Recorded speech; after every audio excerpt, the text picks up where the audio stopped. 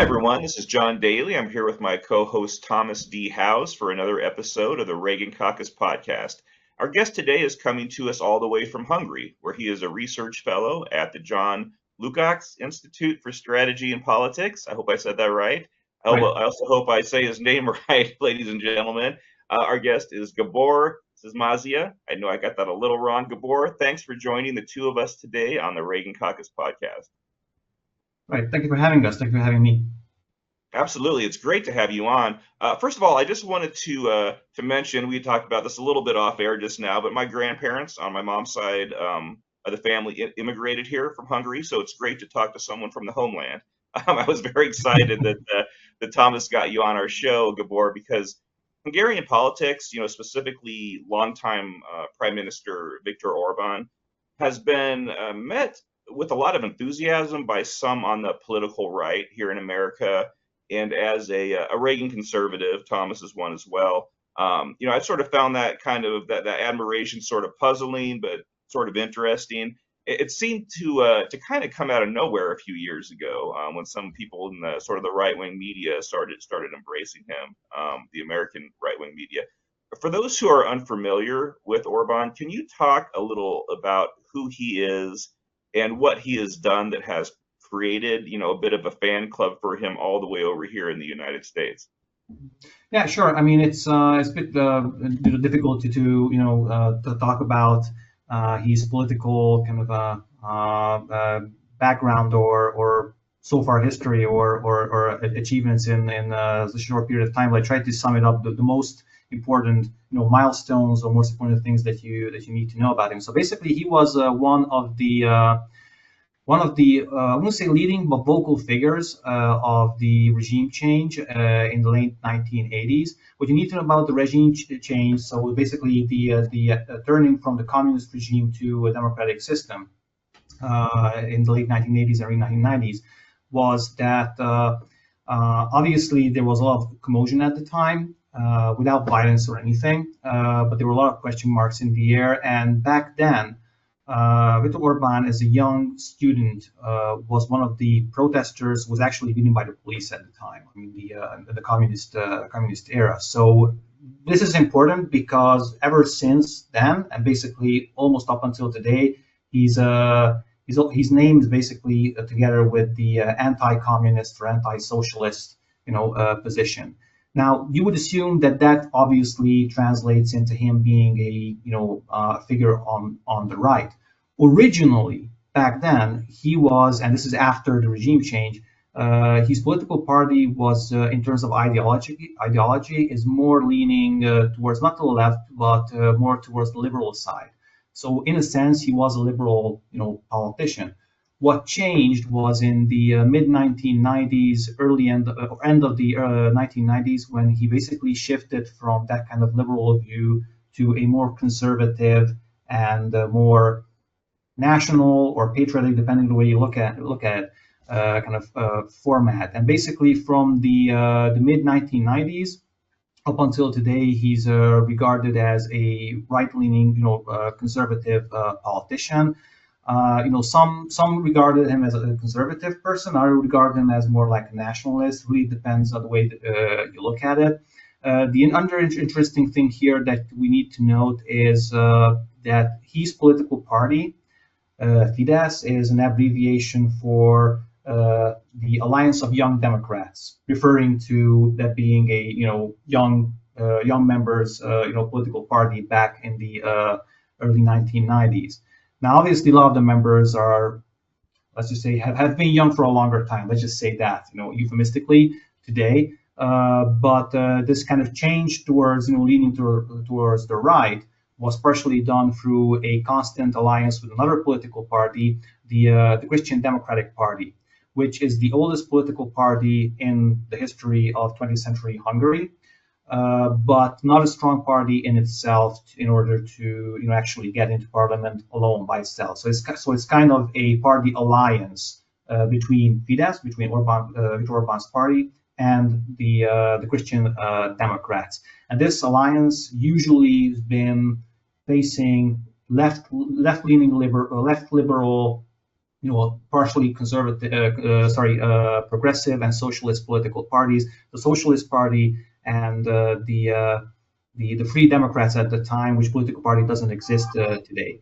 But the point is that up until, I would say, 2010, when he first won with two-thirds majority, up until then, the general dynamics of Hungarian politics was basically kind of switching from left to right. So almost every 4 years we had a switch of government. The exception being 2002 and 2006, when the socialists and the liberals, or progressives, if you can call them, managed to actually continue and win another cycle. But ever since then, basically since 2010, Viktor Orban has been governing pretty much in consecutive terms with two-thirds majority up until today. So he has basically a 15-year experience on government, plus a 4-year experience on government between 1998 and 2002. So he's basically firmly positioned on the right. And the other thing you need to know about him, I think that's important to highlight. There are a lot of things, but one of the things that should be highlighted as well is that this kind of anti-communist and conservative stance is related to also the idea of patriotic and national values, by which I mean one of the important issues in Hungarian public life is the relationship with the Hungarian minorities living abroad, first and foremost in neighboring countries. I don't want to get too much into history here. Some of the viewers, I assume, are familiar with the Treaty of Trianon in 1920, basically the treaty that ended the First World War. And in that treaty, the neighboring countries, so Czechoslovakia at the time, Romania, for example, the neighboring countries basically gained territories from Hungary. And in addition to the territories, obviously, the people, the population who were living in those territories, obviously, were located in these new countries. They still live in these countries. And the Hungarian foreign policy, regardless of which government we're talking about, the Hungarian foreign policy's most important kind of principle is how to establish good relations with, or take care, or help Hungarian minorities, and assure their minority rights abroad, while at the same time preferably having good relations, neighborly relations with the neighboring countries. So in this regard, Viktor Orban has showed the most persistent and most consistent position compared to the other political parties. That's why, and we can get into that later on, this is where I close, that's why a lot of the foreign policy statements, for example, that he makes, or the overall view, what he has on foreign policy, is done abroad in Transylvania with one of the Hungarian communities every year at the summer university. This year it was done about 2 weeks ago. So he keeps the contact with the neighboring Hungarian communities as well, for going back several years, which is less characteristic of the other political parties. Well, thanks for that background. That's really interesting. I was curious. I think he's the longest running prime minister of Hungary, and right. He's been in power now for 15 years in this latest term. I assume there's probably no term limits for prime minister then. No, there's no term limits in this regard. So, and yeah, he's the longest running prime minister so far. Okay, Thomas, I want to go ahead and bring Thomas into the conversation for some questions. Go ahead. Yeah. So, we in like 2010 he came into power again, and he's been in power since. Now, there's some controversy about some of the reforms he enacted when they had the two-thirds majority. Is that correct? Yeah, there were some debates about that. It really depends on which reforms we're referring to. So some of the reforms was one of the reforms was to introduce the new constitution. Mm-hmm. A new constitution, which a two-thirds majority in the parliament gives you an opportunity. So the European system, not just in Hungary, but in general, the parliamentary system differs from the American system in the sense that, in the U.S. system, if you have a divided government, meaning that, party X gives the president and party Y gives the majority in both houses or either house of the of Congress. Then you have a divided government, which, I mean, you can live with that if you're the executive, but obviously it's not that comfortable. In the European parliamentary systems, if you don't have your own majority in the parliament, then, I mean, yeah, sure, politically you can exist, but up until the point when you need to decide on the budget. In the US, you basically, if you can't decide on the budget, you don't have the majority, then, you can have the government shutdown, which depends on, politically speaking, who suffers more from that, is the president or, the opposition party in Congress. In the European parliamentary system, if you're not able to approve the budget, meaning that your own political party or the parties in parliament don't support you as the prime minister or the head of the government or executive, then you're politically dead in the short run. You might come back, in the medium and long term, but basically that's the end of the game. So the reason I point this out is that there were certain laws and issues, not regarding budget, but in general, that required 2/3 majority in according to the constitution that we got after the regime change, the previous constitution, which made all governments, not just the Fidesz government, but also other socialist governments' task much more difficult. So basically, the Orban government in the early 2010s changed the constitution, not just because of that, but also because of the idea that the constitution before that was basically kind of updated version of the constitution that existed during communism. And the idea was, if you had a anti-communist background, is that now we need a proper democratically elected parliament's approval for a brand new constitution. Mm-hmm. Now, of course, this created some debates, both at home and abroad as well. The Hungarian government actually asked several, constitutional lawyers and experts to actually make studies and explain of why it is important, both legally speaking and both in terms of moral, to have a new constitution. So that was kind of quote unquote issue number one. The other issue at the time was, and I'm just going to name a couple of examples because there are more of them, but one example was the law, so not the constitution, but a simple law on the legal status of churches. Mm. And I remember that during the Obama years, because this was under during the Obama presidency, in the early 2000, I think it was 2012 or 13, when the Hungarian government actually had, debates or criticisms coming from the Obama administration on, you shouldn't be regulating from above what kind of churches are accepted in the country or what kind of legal status they have. Mm-hmm. Now, this is again kind of typical example of the differences between the American and the European system. Obviously, in the American system, I don't want to go into detail because obviously you are more familiar with that than I am. The First Amendment of the Constitution actually establishes, among many things, freedom of religion, and obviously kind of the national church in a sense. So no one single church above the other churches. That does make sense. However, in Central and Eastern Europe, so not just generally Europe, but in Central and Eastern Europe, obviously you do have freedom of religion, and there are all kinds of denominations in the country. I'm Roman Catholic, for example, but there are also Calvinist Reformed Church members or Protestants, Greek Orthodox church members, and all kinds of denominations. But the point is that there used to be, before the 2010s, so before that law was about to get passed, there used to be, let's just say, like fake churches. Because if you manage to pull together, according to the previous regulation, if you manage to pull together a few people, I'm talking about a few dozen people here, if you manage to pull together and register as members of the,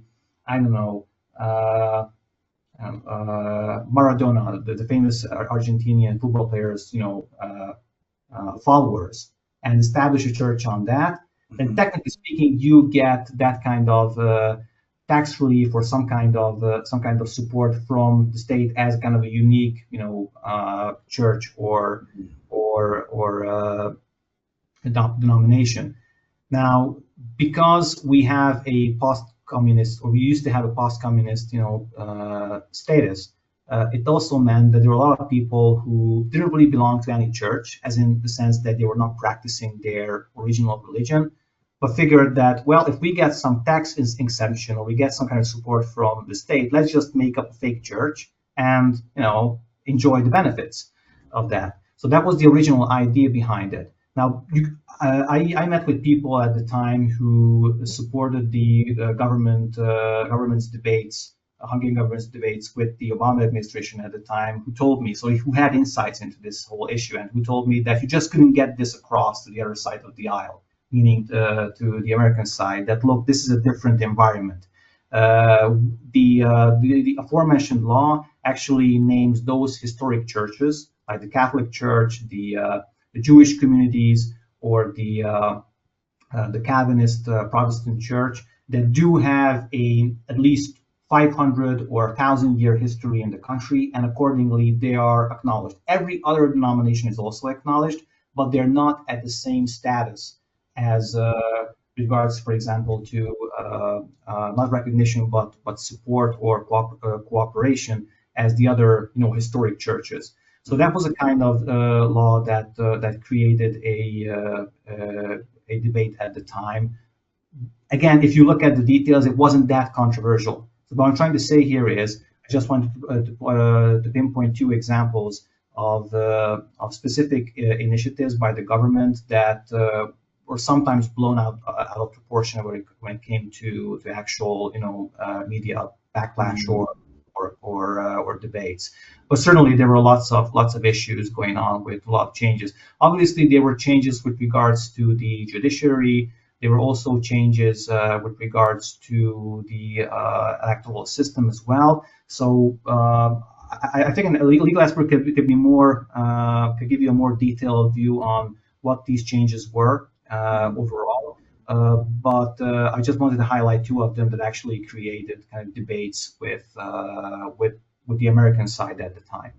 Yeah, I'm curious because my understanding is Viktor Orban himself referred to his position as illiberal democracy, as not and there if you read some of the stuff from like Anne Applebaum or all these people, that there were some issues of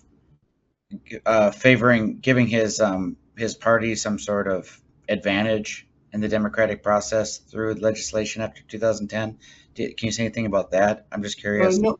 Well, the illiberal term came from, I believe, 2014 in one of the aforementioned Transylvanian, some universities' speeches that the prime minister does every year.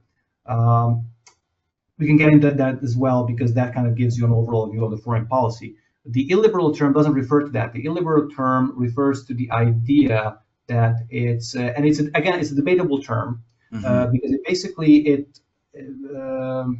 is based intellectually on two main strands, I believe. One of them is the idea, and that was the main message at the time, I believe, was that the political systems that are not liberal, and by liberal I mean mainly progressive in the vocabulary of the government. So sometimes there are a lot of equation marks between liberal and progressive here in Hungary.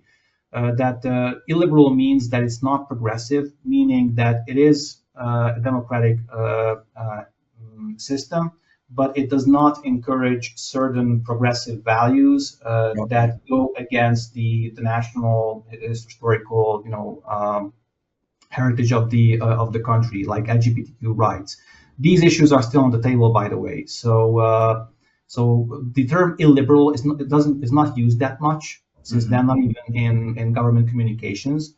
But the specific debates that relate to that, of what kind of individual rights you encourage and what that you actually discourage or you want to even limit, that basically is still out there. I mentioned LGBTQ rights, for example. Just a month ago, we had basically in the Pride Month we had a march or major event in the capital in Budapest, and there was debate whether that should be banned or not.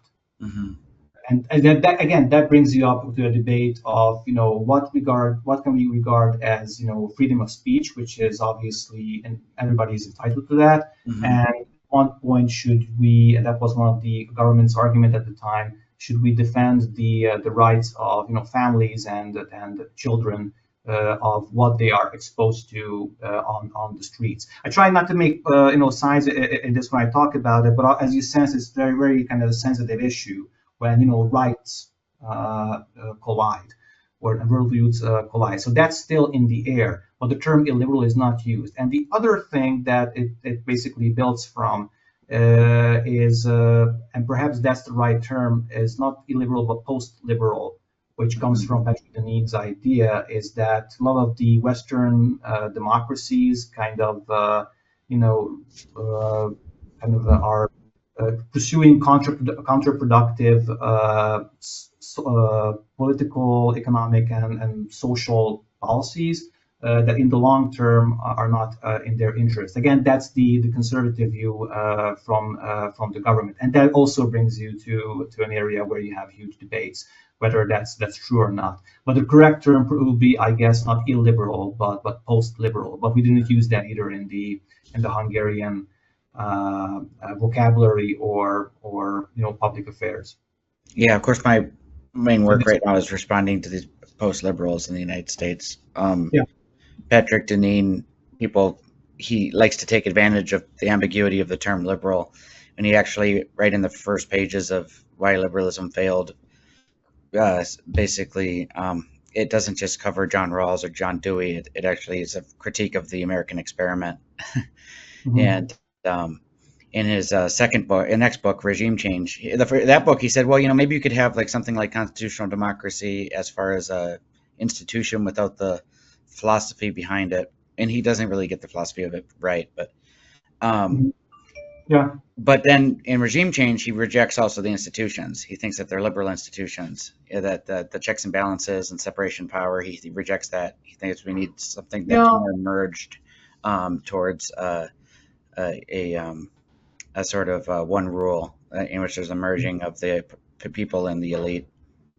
Yeah, well, in the Hungarian case, it's not that detailed when it comes to the actual, proper discourse in the country. Mm-hmm. For example, the change in the judicial system was explained partially with the idea that some of the justices, mm-hmm. Again, I'm just, I'm not trying to take sides here. I'm just saying, what the argument was, that some of the, which was also made in Poland, I believe, mm-hmm. At the time, under the right-wing government there. That some of the justices actually can trace back their careers again before the regime change. So mm-hmm. the communist era, not all of them, obviously, but some of them. And this kind of, there is a sense on the right which is most similar to the idea of the deep state in the US or mm-hmm. the administrative state, that you have basically, as you mentioned, these elites who are elites because they're basically their family history goes back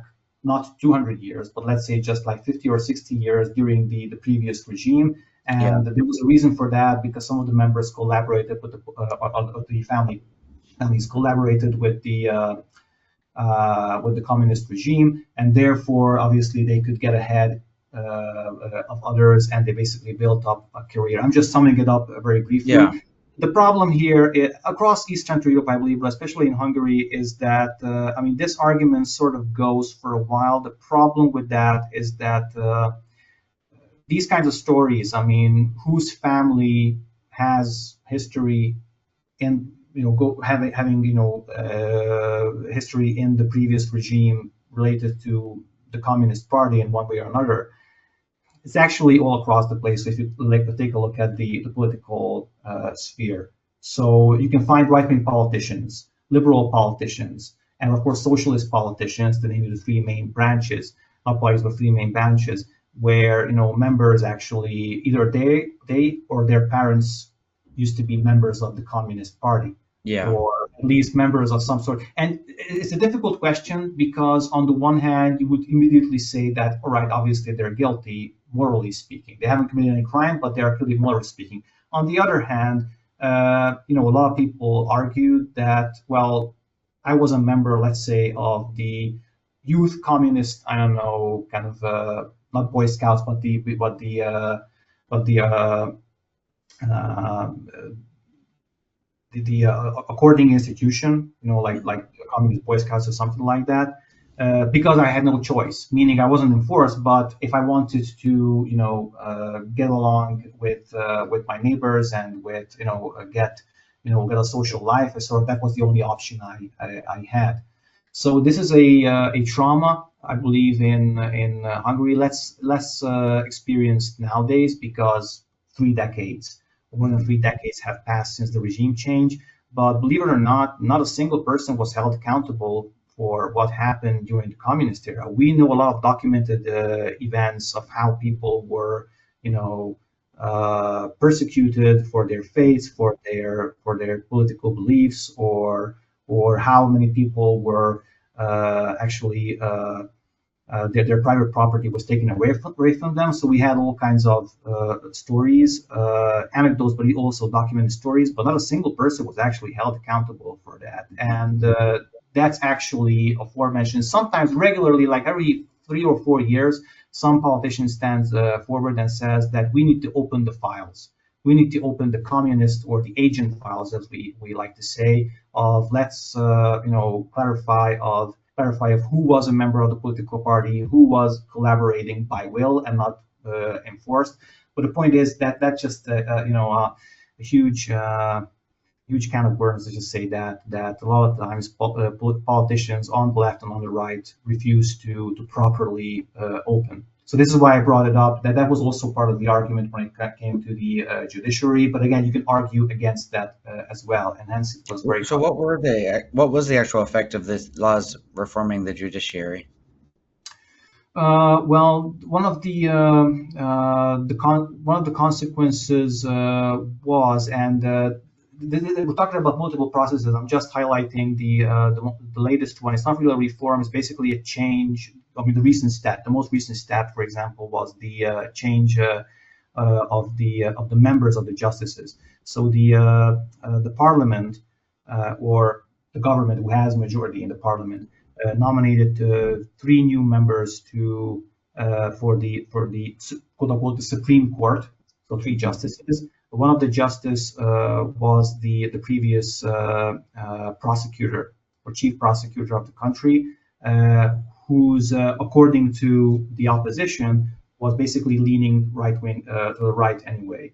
Again, I don't want to take positions on that, but the point is that one of the recent change was basically personnel change, not really structural. And the argument goes that criticize this is that the personal change kind of tilts the whole system to the right, according to the left. So it's kind of a similar debate.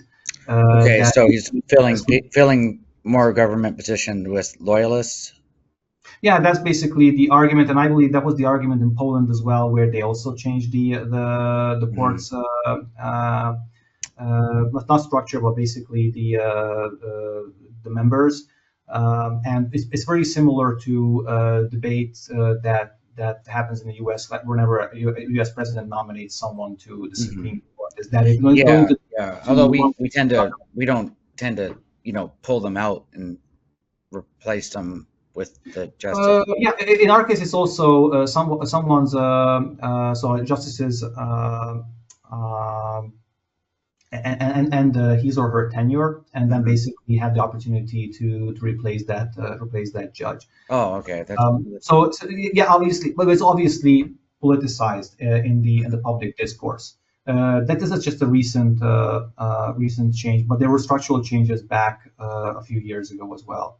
Well, do you think that, because that's one of the criticisms of Donald Trump is that him and his administration and, the people at Heritage Foundation are supportive of this. And even actually some of the people connected with Hungary are supportive of this. People like Gladden Pappin, if you read his Substack, he talks about how the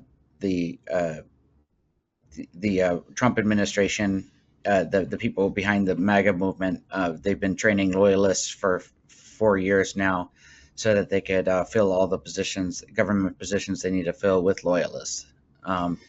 Is that? I mean, I'm pretty critical of this because this idea of, first of all, there's some sort of trade-off between loyalism and competency, and I think the competency is going out the window right now for the loyalism. But it's not just competency; it's actual like objectivity as well. And is it? Would you say? I don't know if you know enough about the U.S. situation. Would you say that like there's maybe a little bit of that that's being criticized in the Orban government, or is Trump's worse about this than Orban? I couldn't say who's worse than the other in this regard, but the situation is very similar. So if you have an anti-elitist or anti-deep state kind of or administrative state position, that kind of pretty much predestines you to take that route. Yeah. That's my take on it. What I see from either the U.S. case or in the case of Hungary. In the case of Hungary, that's also, I think, the other thing that kind of fueled this, and this is just my take on it, was the kind of experience by the political parties in the last right-wing political parties in the last in the previous decade, in the 2000s. So, as I mentioned earlier, Prime Minister Viktor Orban was leading the government as of 2010, but before that he was once prime minister between 1998 and 2002. Now, 2002 he lost the election, and that was a surprise election to a lot of people. And by a lot, I mean, ranging in hindsight, a lot of people say, even people who are not leaning to the right, say that actually he should have won that election based on the performance of that 4 years. For example, 1999 was when we entered NATO. He was the prime minister who he didn't initiate the process, but he was the one who brought us into and signed the treaty of NATO membership in March 1999. He also worked hard along with other political parties, mind you, so he wasn't along with that, but he also worked hard on getting us into the European Union, which happened 2 years later, not under his tenure in 2004. But the point is, in 2002, he basically lost the election, and that was a surprise to a lot of people. He lost in 2006 as well, and that came also a surprise because by that time he could have gained a lot of ammunition, politically speaking, from opposition of what the socialist government at the time, was doing right or wrong. And a lot of the criticisms, I believe, were well founded. Accordingly, the socialist government lost momentum in 2006. Not to mention the fact that 2006, the socialist government sort of again, I try not to politicize this too much, but there were scandals in the government, for example, not being honest with regards to certain statistics of the economy.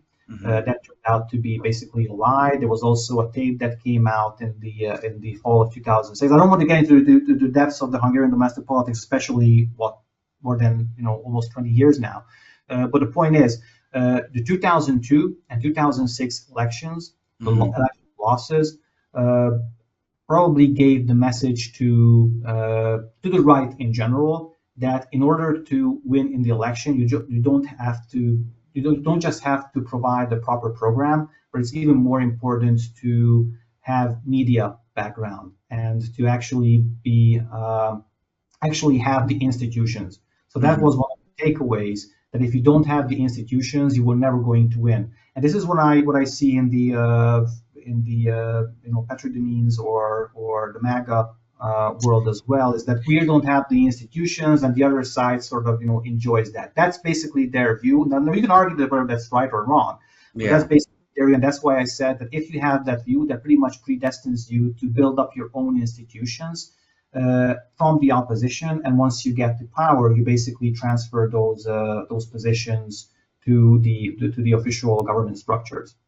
Yeah, I mean, I'll say for another place my thoughts on what Patrick Deneen's up to, but you understand the resentment. I get that, and I don't know about Hungary's situation as well, but in the United States, there is some justified resentment because in the United States, honestly, I think people on the right overrate the issue with the the bigger issue with big bureaucracy is just bureaucracy behaves like bureaucracy, and it's more of an economic institutional issue than it's like some sort of conspiracy of a deep state behind it, right?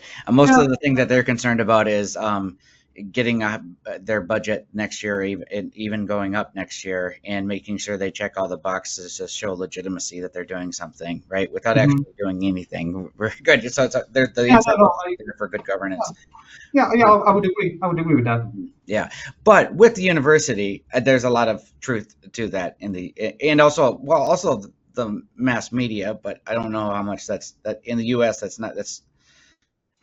I don't fully know how to understand that in the U.S., but at the university, I think what happens is that it's not a conspiracy. When you have a hegemony of a sort of non-sectarian educational institution, it's secretly going to advantage some viewpoints over others.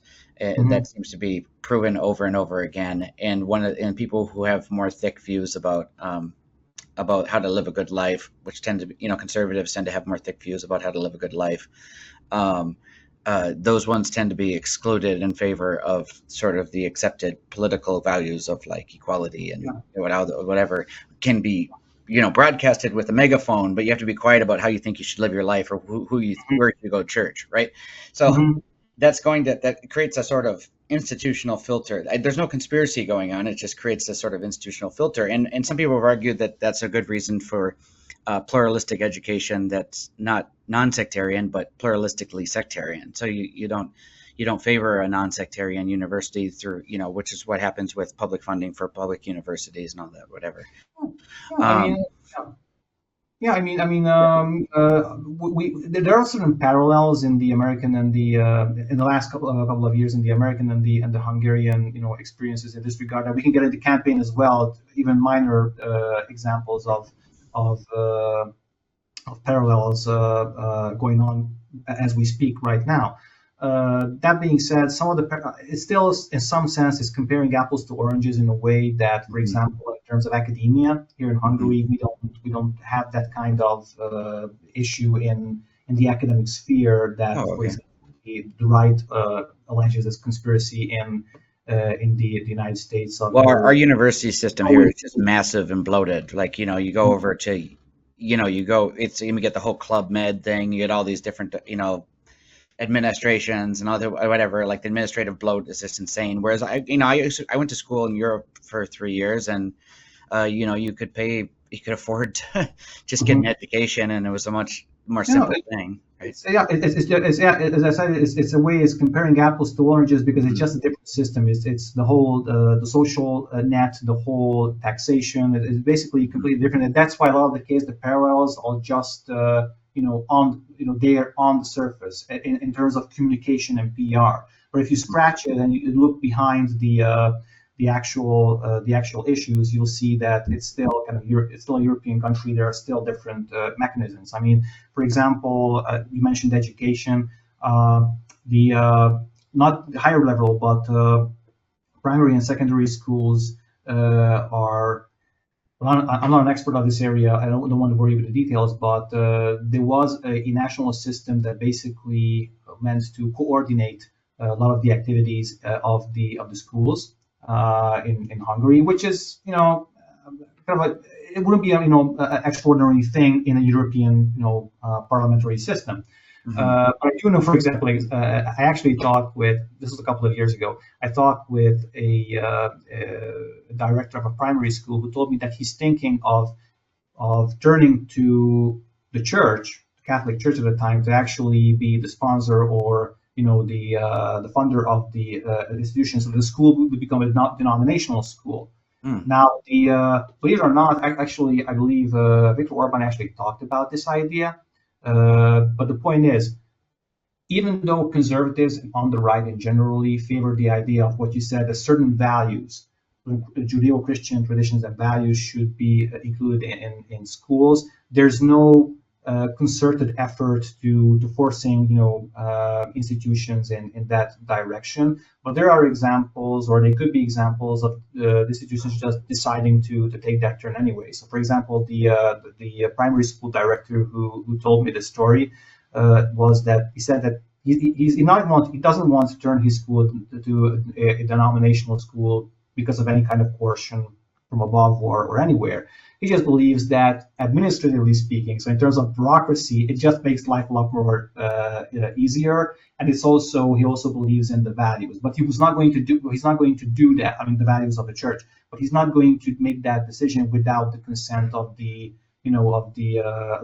parents of the children, for example. Mm-hmm. So we don't have that kind of tense debates, not even in higher education.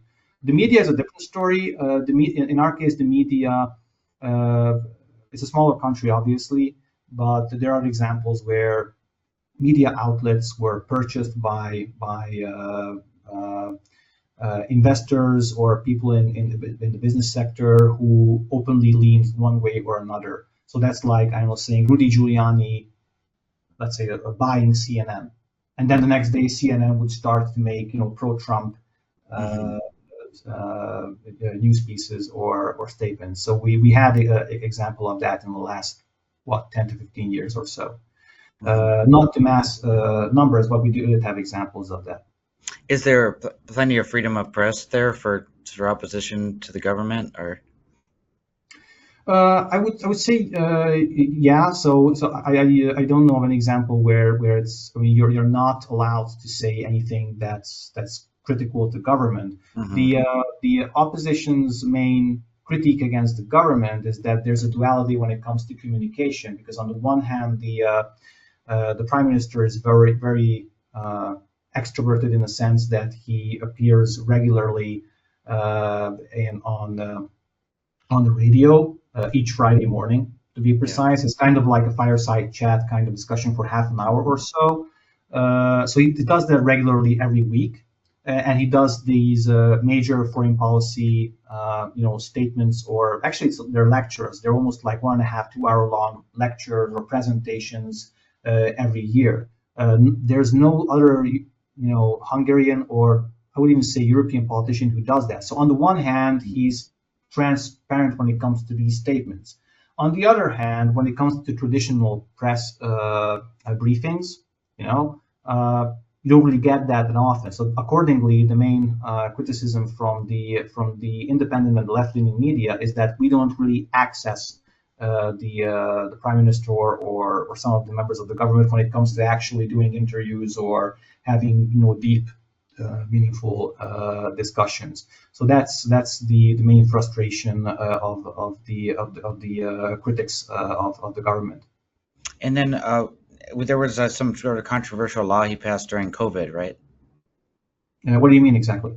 I thought there was some sort of law that gave the prime minister more authority or whatever during COVID. Oh, it's not the prime minister; it's the government. So that basically so that was a tendency across Europe. Mind you, the Hungarian position is still in effect now, meaning that during COVID, a lot of the European governments, including the Hungarian government, a lot of the European governments decided to, introduce certain restrictions when it comes to, for example, freedom of movement, like curfew at the time. Obviously, these are not effective in Hungary, but in order to make the government sort of more effective temporarily, they introduced various forms of, governing through decrees or other aspects. In Hungary, some of those changes or those practices are still in effect, meaning that it gives more leeway to the majority in the government's majority in the parliament. That's another kind of issue out there that people debate. Mm-hmm. Yeah. So, okay. See, I'm just trying to get to the bottom of this, because it sounds to me like Orban's a lot closer to Trump than to Putin, right? You're not dealing with mass stolen elections or people getting thrown out windows and all, Yeah, I mean, we didn't go into detail. Don't get me wrong. So there are a lot of changes going on. So I didn't cover all of them. But yeah, that's a general accusation in international media that you can see that, well, Orban is basically the friend of Putin rather than Trump. I don't think that that's the case. What makes people believe that was that a lot of the foreign policy positions of the government is either leaning towards the Russian position or the general Russian geopolitical position benefits from that. That doesn't mean necessarily that they're pro-Russian, but because you have several examples of specific foreign policy decisions that or statements that lean that way, it brings a lot of people to the conclusion that basically, the Hungarian side is playing up the Russian, notes. Let's just say that. But that being said, I think I don't think that that's the case because I can give you counter examples as well. And also, I think it's what's more the case is that he is trying to, and he has successfully built a relationship with Donald Trump personally. So he was the first, not just politician, but generally first active prime minister who actually openly supported him in 2016, going all the way back then. Obviously, he was one of the few people who openly supported Donald Trump, not just in 2020 but 2024. And I think he was the only, as far as I know, he was the only European active, politician who actually met with him in Mar-a-Lago before he got the nomination. I mean, Trump got the nomination. So there's a lot more. Obviously, the Hungarian prime minister met Putin as well a couple of times, but those were official, meetings between two heads of government. I'm not sure how many times he met with Trump and how many times he met with Putin, but I would say that he met more with Trump than with Putin. But Orban is not very popular in Ukraine for reasons, right? But you were telling me that it's more of a very mundane economic issue that Hungary is super reliant on Russian oil, and it would be very, very expensive for Hungarians if they moved away from Russian oil. Isn't that is there some truth to that? Yes and no. Partially, yeah. So right now, when it comes to the Russian type of oil, so not the Brent, U.S. oil, but the Russian type of oil, the Hungarian economy is dependent on that. Also, more dependent on gas. The same is true for Slovakia. That being said, energy experts argue that you could change, obviously not overnight, but throughout several years, you could make a change from Russian energy to other sources of energy. What makes it more difficult is that Hungary is a landlocked country, just like Slovakia is or Austria is. The three countries that, in terms of energy or in terms of politics, in the last 20 years or so, tended to be more benign or less critical towards Russia, not in general, but in certain issues. So there is a dependency there. It's a very complex situation because obviously, again, the change when it comes to Russian energy dependency could have been made in the last 15 years. Very expensive, but it could have been made. At least according to some of the energy experts. I'm not energy experts, but I heard some of them argue that this could have been made with EU funds. The problem is that when it comes to the infrastructure, Hungary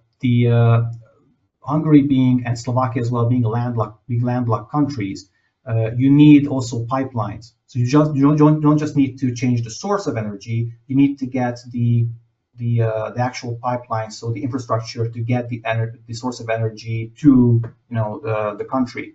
And for example, the Hungarian government has been working along with Slovakia, not just the current but the previous government as well, on interconnectors, so north-south interconnectors to make sure that the east-west corridors are actually countered with north-south infrastructure projects. You also have to consider that this was done sorry for the history lesson, but this was done deliberately during communism. So Moscow at the time, I'm talking about, before the regime change. Moscow at the time made sure to, divide and conquer. And if you take a look at the map of the energy infrastructure of Europe, you'll see that the former western part of Europe, and by former I mean westward of the former Iron Curtain, is basically like a cobweb. If you take a look at to the east, it's not that dense. And that was done deliberately by the Soviets at the time, and of course the communist regimes. So there are a lot of things to catch up with. That's what I'm trying to say is here, and the Orban government did a lot to counter that. And of course, the other thing is once you have the interconnectors and you are connected towards the north, towards Poland, and to the south, towards, for example, Croatia, two countries that are not landlocked, they actually have ports. Okay, then you can buy, let's say, LNG or US LNG. But of course, the price of US LNG, if you take it all over to Europe with the liquefaction and then regasification and plus the transport, that basically quadruples the price of the energy. Now, this might change in the foreseeable future because the EU-US trade deal actually said that it's not legally binding, but it's actually said that the European side needs to buy more energy from the United States, whether it's LNG or nuclear, power. I just give you another example of that. Both Slovakia, so the Fico government, just a couple of days ago, said that the Prime Minister of Slovakia will be invited to the White House. Sorry, they didn't say that. The journalist said that he's going to be invited to the White House because a deal with Westinghouse might be, struck. The Hungarian government also signed a deal with one of the Polish companies who are cooperating with American companies to introduce nuclear power, U.S. nuclear power in the country. Now, that's obviously a long way, and it's not going to be done overnight. But the point is, there are efforts to moving away from Russian energy. But right now, the Slovak and the Hungarian energy sector is disproportionately dependent on the Russian source compared to other European countries. The tension with Ukraine is even more complex, believe it or not, because on the one hand you have the issue of the Hungarian minorities living in Ukraine, and the other thing is that Hungarian foreign policy, at least when it comes to the state, based on the statements on the Prime Minister, basically expects in the medium and long run, so not the short, but the medium and the long run, I'm talking about like 15, 20 years here at least, expects a quote unquote, this is the term he used, a global system change, which means that the geopolitical trends point to toward the position that the global West, so to say, will lose some of the clout, economic and political clout that it used to have in the last 500 years, or even more, and then some of the major centers of power when it comes to economy, to technology, will be in the global East, mainly in, for example, in China. Now, that's not a novel statement. If you go back to the early 2010s, basically there's a vast literature on the emergence of the BRICS countries. Brazil, Russia, India. This is before, the war with Ukraine. This is before 2014. You have these emerging, power centers or future power centers who should be involved in global governance. The Obama administration said that if you take a look at the 2010, 2015 national security strategies of the U.S., it openly says that there's a change going on and in global, politics, and these emerging new stakeholders should be involved in global governance. Of course, the Trump administration, especially after obviously what happened in Crimea in 2014, the Trump administration openly talks about geopolitics. It uses the word multiple times openly, which I never really saw in previous official documents, U.S. strategic documents. But of course, it's not talking about new stakeholders in global governance. It's talking about revisionist powers, like Russia and China, for example. Nevertheless, the Hungarian view is that you can't really do away these kinds of trends that have been going on in the last few decades or so when it comes to international economics and politics. And basically, you have to deal with China in the long run. And the expectation is that the United States has, under Trump, and understanding here, the Trump-Vance presidency, like 12 years or so to give an answer to this kind of 15, 20, 25-year-long process of change. And the answer will probably be not a more engagement in Europe, but a more engagement or strengthened position in North America. They don't use the word isolation, but that's basically what they're saying, that they're going to be spheres of interest and spheres of influence, regionally speaking. And some of the country's interests are to not be on the shatter belt, or not be on the collision course between these major powers. Sorry for bringing a history lesson here, but that's very important from Central and Eastern Europe, because historically, Central and Eastern Europe has always been on a geopolitical fault line between the West and the East, especially Hungary. So, for example, when Viktor Orban is talking about it, he talked about it last year. He said that the last major global systemic change that happened 500 years ago with the discovery of America by the Western European and Spanish and Italian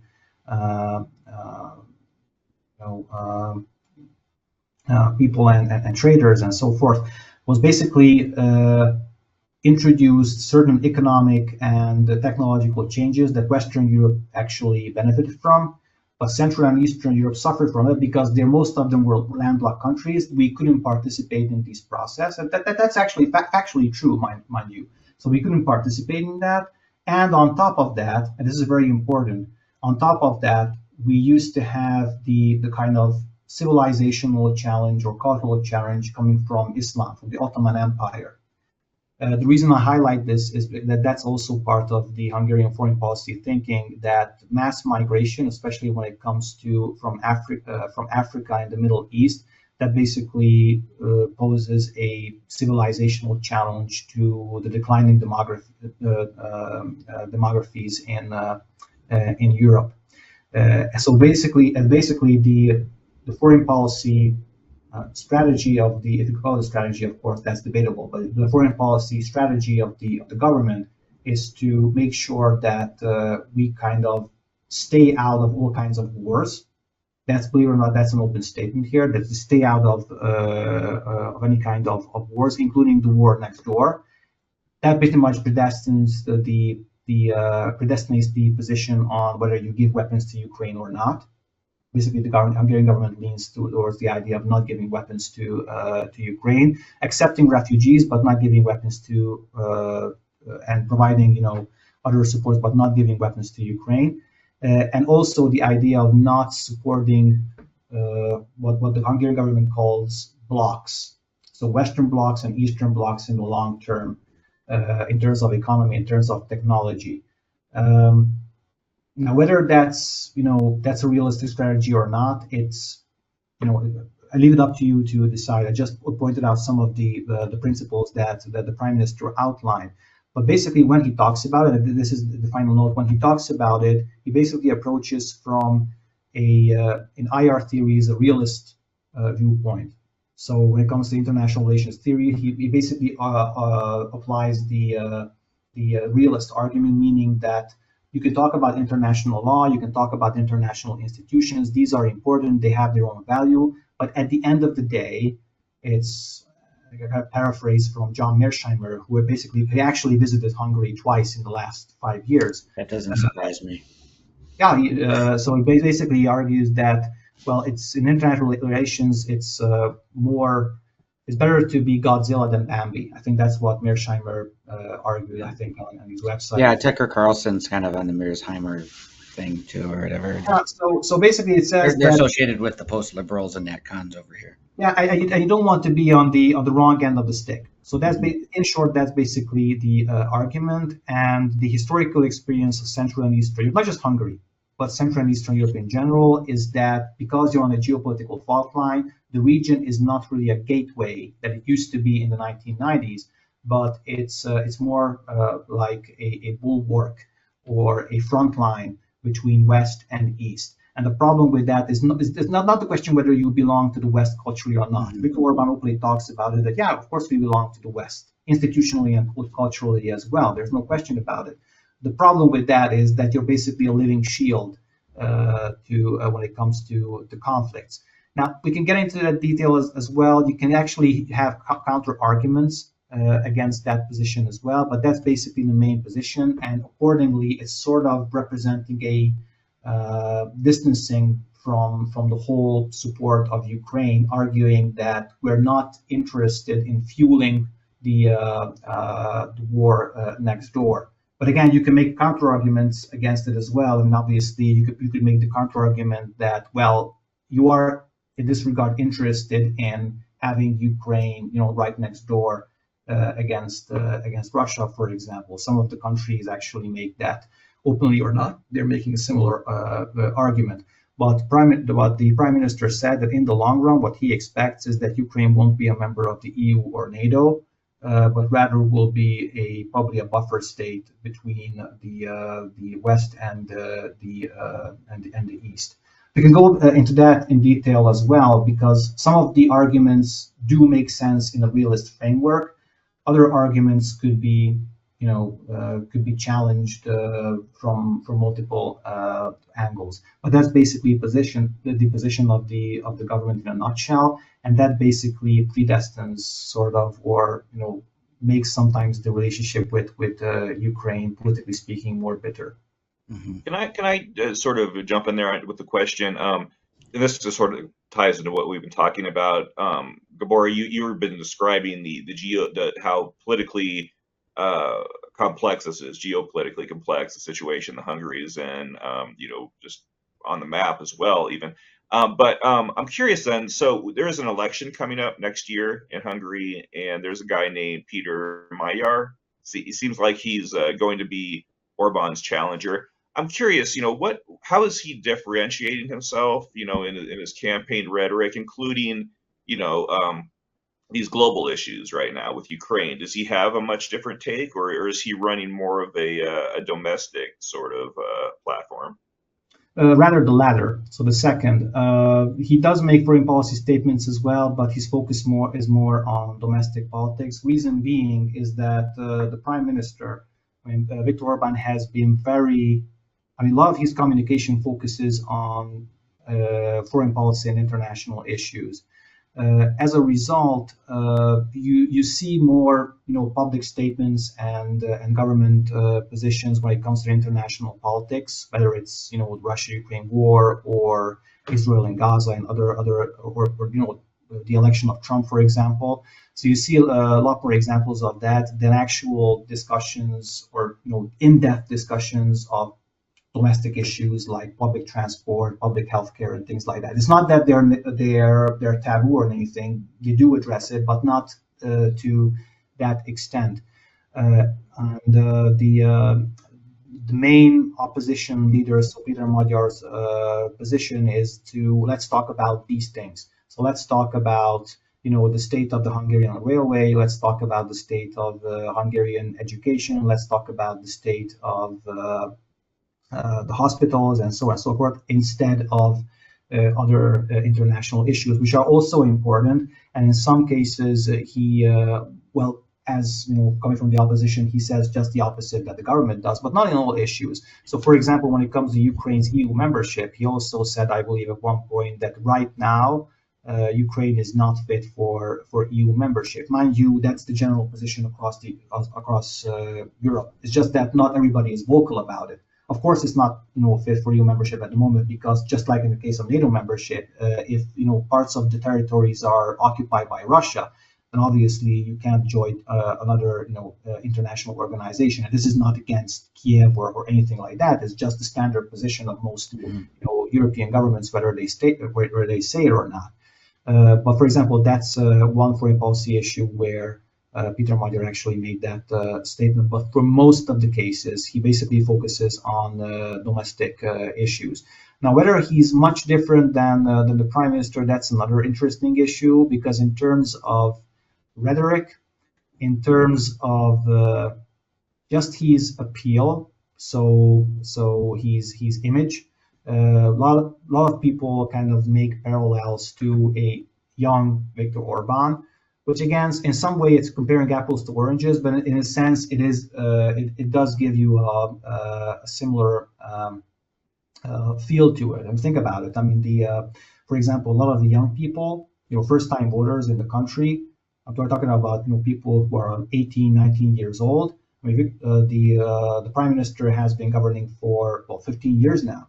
So most of them most of these voters have always lived under his government. Now, that gives you that kind of feeling that if I want change, and usually young people want change, whichever way we're talking about it. I'm talking about in general terms. If they want change, and obviously they could depict themselves as standing behind a nominee who's going to change something that has always been the same way as long as they could remember. So there are certain parallels when it comes to the PR. Interestingly, there are also certain parallels with the American elections. So I mentioned earlier that the prime minister speaks regularly on the radio, and he gives these major lectures on foreign policy annually. But other than that, there are no like traditional press conferences, especially not with left-leaning or independent media. I mean, they might get a chance every now and then to ask questions, but mostly that's not characteristic. What he has been doing in the last couple of months is that he's been going to podcasts. So he's kind of taking away the Trumpian kind of lesson or experience in last year's U.S. election campaign to appear in podcasts. But again, that's similar on the surface, because as far as I know, and do correct me if I'm wrong on this, Trump, for example, went to certain outlets or events that are not politically speaking friendly environment. Not all of them, but you could name one or two examples.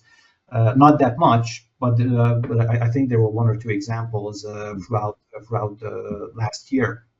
In the case of Viktor Orban, he attends these podcasts and discussions.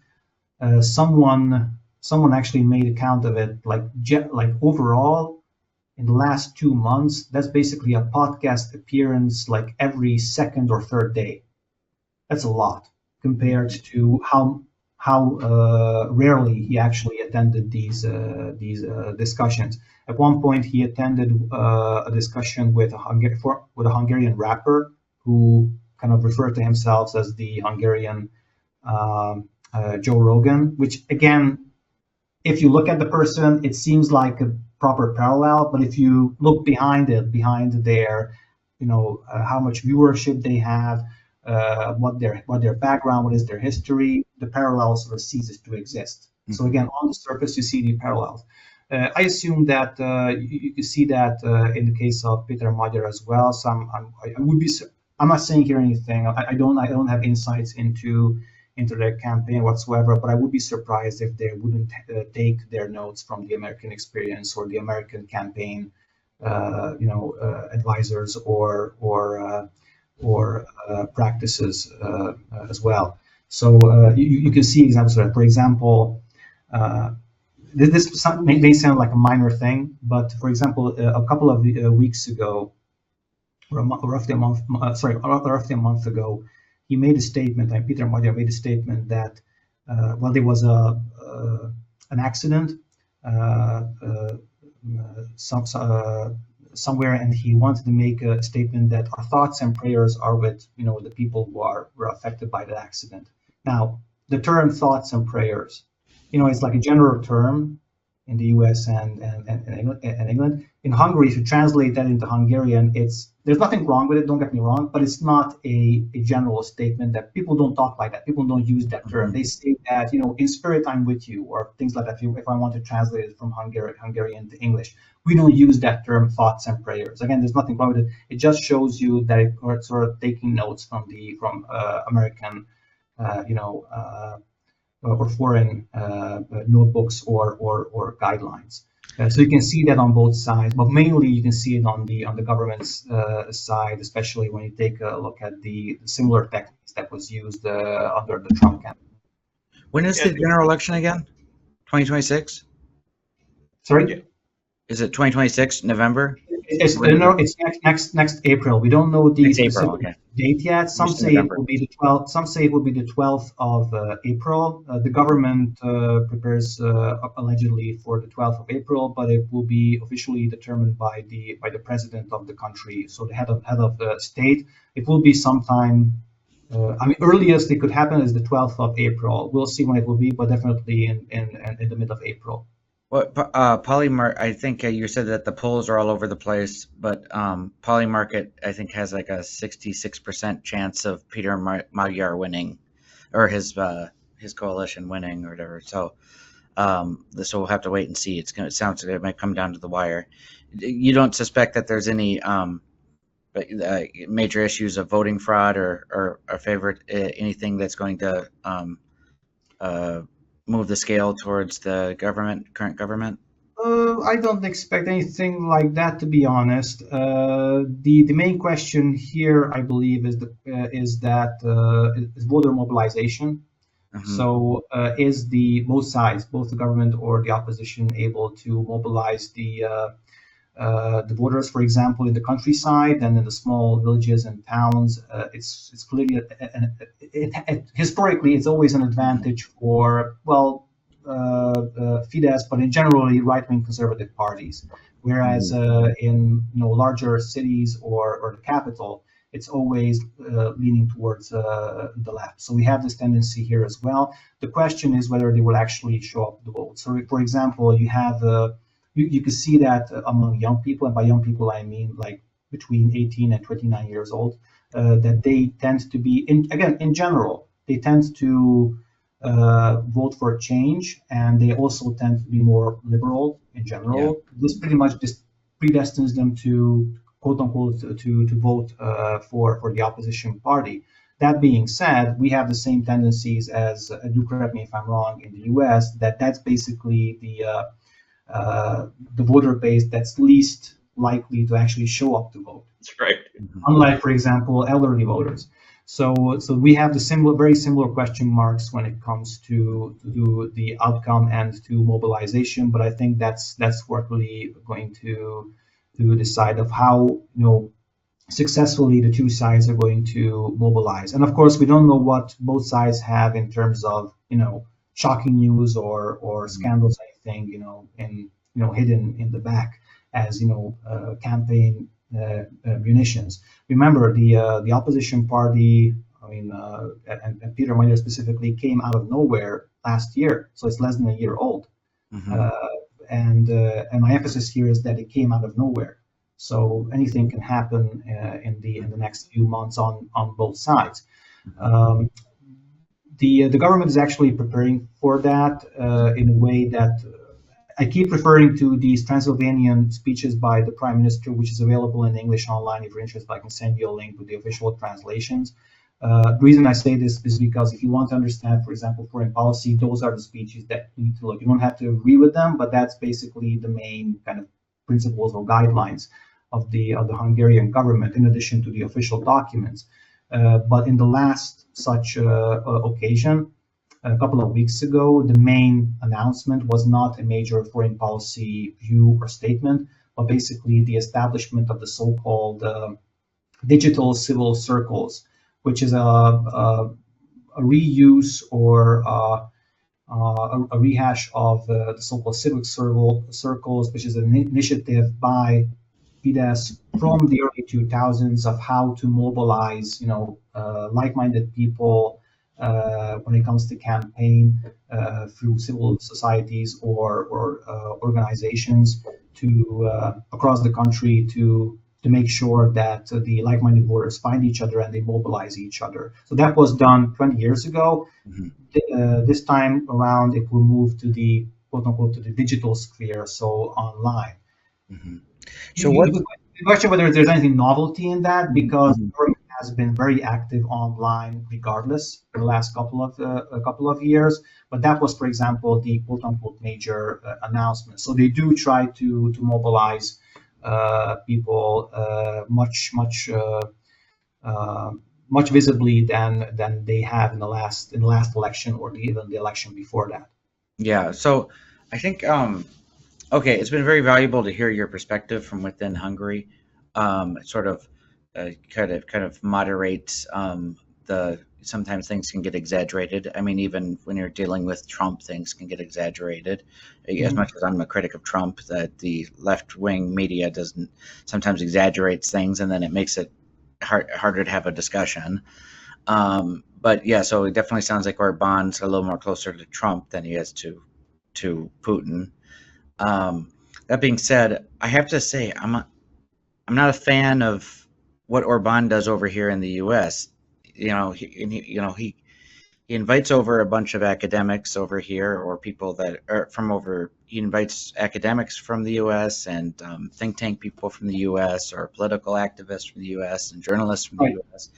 And they're invariably radical, like reactionary right-wing figures. Like they're never like, he's not going to invite like a Reaganite over to the Danube Institute, right? It's always somebody who hates liberal democracy, wants to tear it down, is a big fan of Francisco Franco, is deep into the writings of Charles Marat or Benito Mussolini, or the who are those people in Germany? The not the Nazis, the step down from the Nazis, the sort of like the Carl Schmitt, and the Carl Schmitt became a Nazi, but you know what I mean, those radical conservatives of Germany, the people who wrote, the guy who wrote the book on the Third Reich, or not the Third Reich, in the Third Reich, that he was not a Nazi, but it was like this sort of radical conservatives that they had in Germany.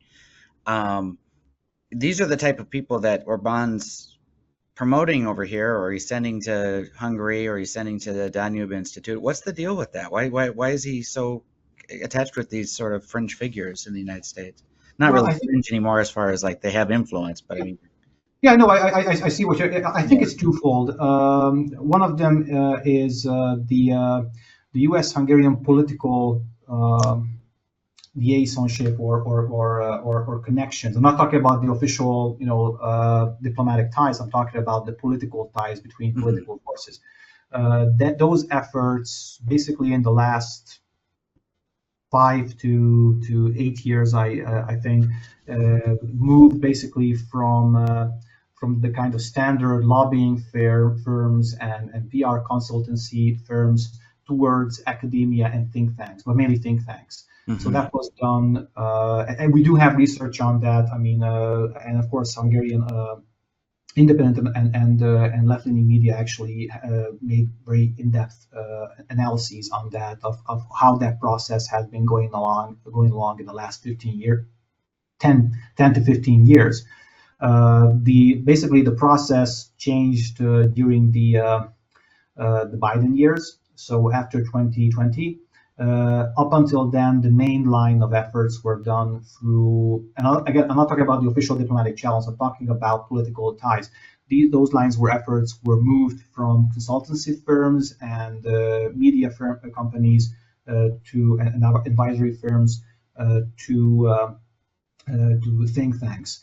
But that was done on multiple channels. So, for example, one of the consultancy firms that, even before that shift was made, one of the consultancy firms that helped the connection building, the political connection building in the U.S. was the firm owned by Tucker Carlson's dad, which led eventually indirectly to Tucker Carlson coming to Hungary in 2023 and doing an interview with the prime minister, which of course established much wider access or visibility to U.S. viewers in general. So that's one thing. The other thing is, and you're not more informed about that than I am, but I assume that the tendencies on the European, not just Hungarian, but European right, are similar as in the American right, meaning that from national defense, you have all these branches focusing on national defense and security to free markets and also on culture and culture wars. The latter branch has gained much more the upper hand in the last few years. So, and do correct me if I'm wrong, for example, the paleo-conservative kind of line of thinking of focusing on the culture instead of, for example, free markets or national security. Well, yeah, but the culture means the state. They're not that. It's not like the old, focus on the culture from civil society in a Tocquevillian sense. It's, I know, yeah, I know. You don't be afraid of using power. Reward your friends, punish your enemies. This is the rhetoric of the people of the far right. People like Josh Hammer, who's national conservative. Mm-hmm. So basically, but my culture was mainly against progressive ideologies and using the power of the state. I mean, yeah, that's right. Not being afraid of using power. Correctly. So using the power of the state, or because the whole idea behind these culture wars is that you don't just have the geopolitical challenges from the outside, but also the enemy within.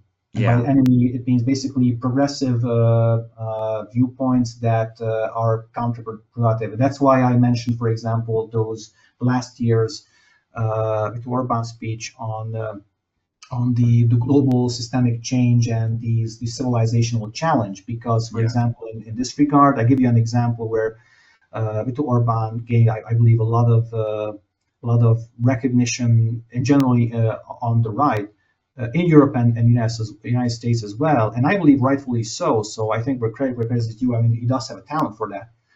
In 2015, when we had a major migration crisis in Europe, Viktor Orban, to my best knowledge, was one of the few, or perhaps one of the only politician who most openly talked about, the border defense.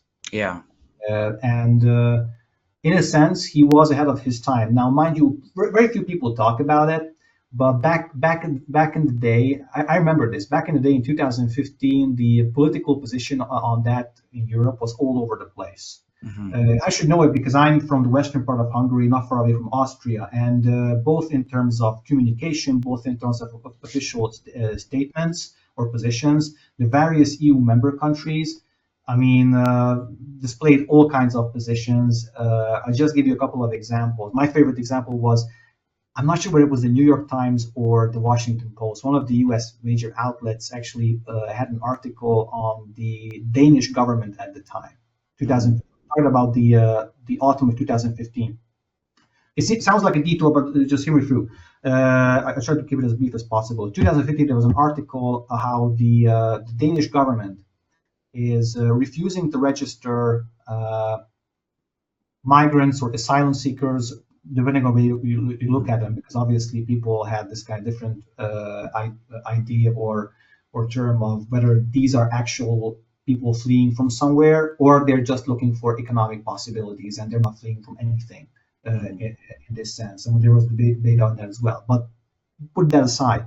The Danish government, according to the article, the Danish government is failing in terms of humanity because it's failing to register or refuses to register about 150, 200 people, which is a laughable number because Hungary had like at least 1 million people coming in, not as a state of direct or country of destination, but as a transferring country. But the entry point is where you have to register them.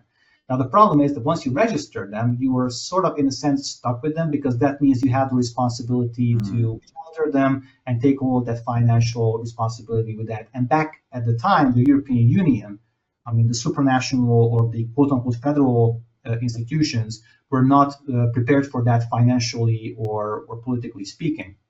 Since then, they developed a lot. But the point is, the Danish government also refused to register about 150 and 200 people who arrived at the airport, I believe, in Copenhagen.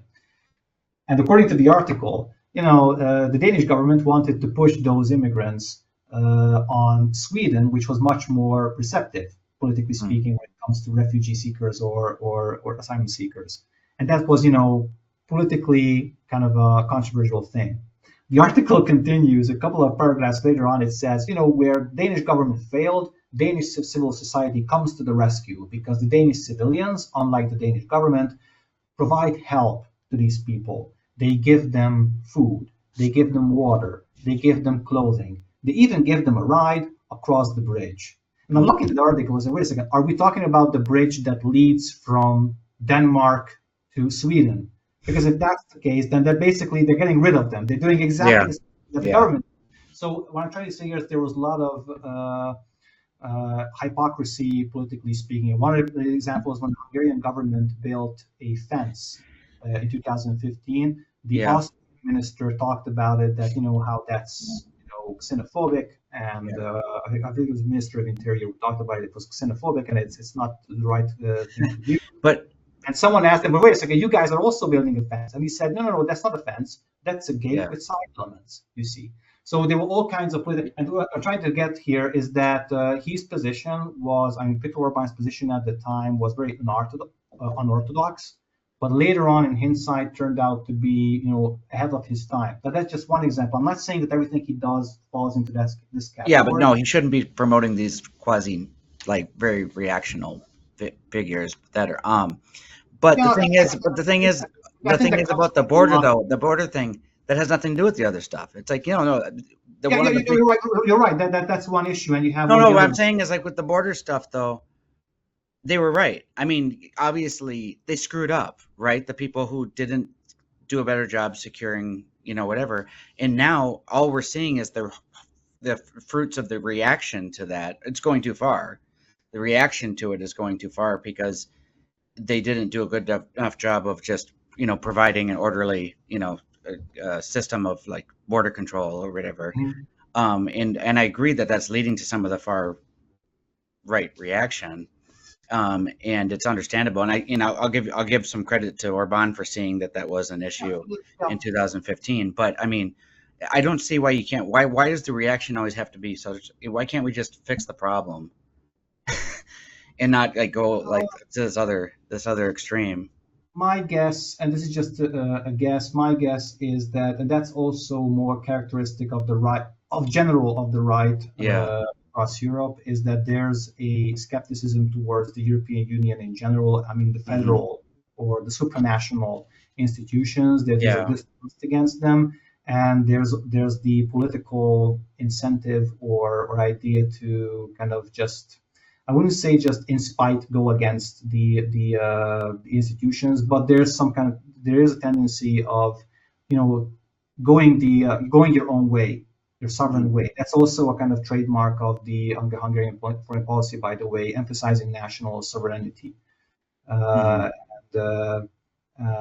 kind of looking at the more leeway when it comes to various policy decisions within the framework of certain institutions, or even outside the framework of certain institutions. So, for example, I assume this also echoed a lot in the Trumpian base overseas.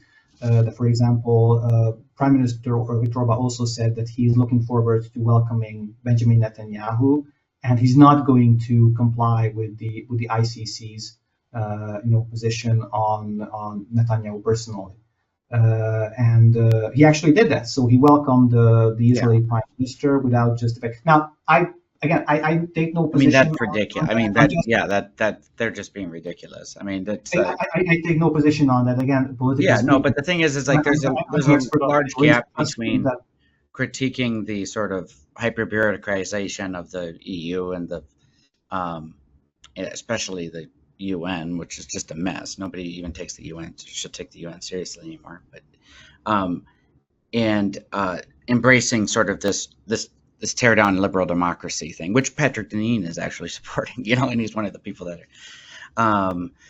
So I maybe it's because the people he could get on his board with him because of these issues that you're talking about were also these radicals. I don't know if that's and the other thing is, this is a brief point, is that I assume that some of the positions he takes echoes very well in on the American right, and especially J.D. Vance, for example, Vice President J.D. Vance, already before he was vice president, I believe, as a senator, he also echoed some of these positions when it comes to academia, when it comes to supporting families, for example, family policy, which is a strong point of, politically speaking, of the government here, of giving tax benefits to mothers and generally to people who again, there's a little bit of Moat and Bailey with them, though, right? It's like those are okay. Do you guys want to increase the tax credits? Sure. Do we need to tear down liberal democracy to do that? No. No, what I'm trying to say here is that that echoes very well, but again, it's in a way it's comparing apples to oranges, because I mean, JD Vance could say that that's a good policy, but that's a good that policy is realistically achievable, putting aside the numbers, so whether it's financeable or not, but realistically achievable in the European parliamentary system. You cannot necessarily do that in the United States. Just there's no one size fits all solution to that. But on the surface, it sounds very good. So I assume that also gives impetus or more support to these ideas being echoed in those circles. Yeah. Well, Gábor, I was going to say, I think you've been very generous with your time. You've been with us for quite a while. I want to thank you so much for coming on to the Reagan Caucus podcast. I think this was a really important perspective to hear. This was very helpful information, and I think listeners will get a lot from it. Thank you very much. Thank you.